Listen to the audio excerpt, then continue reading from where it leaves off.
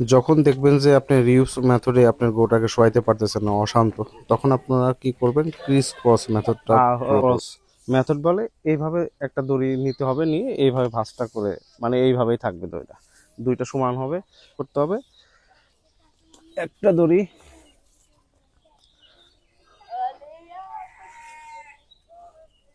গলার এই পাশ দিয়ে দিয়ে দেবো আমরা, জাস্ট এটা দেখা দেওয়ার পরে এটা এইভাবে দিয়ে চলে যাবে।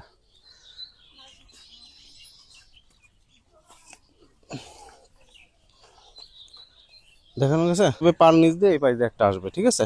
এখন হলো এই দড়িটা এইদিকে চলে যাবে, ওই দড়িটা এইদিকে আসবে, আসার পরে তারপরে এইভাবে দিয়ে দিতে হবে, দাদা দুইটা দড়ি টান দাও।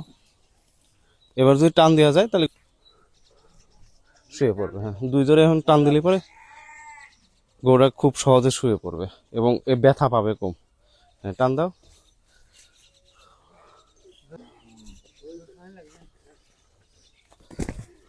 এই শেষ, শুয়ে দিয়ে এইভাবে এই যে এইভাবে ধরে নিলে পরে আর গরু উঠতে পারবে না।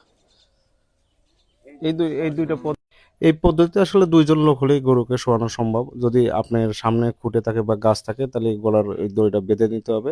বেঁধে তারপরে টান দেবেন, দুইজন মিলে শুয়ে পড়বে এবং এতে গরু আঘাত পাবে কম এবং খুব শান্তভাবে গরুটা শুয়ে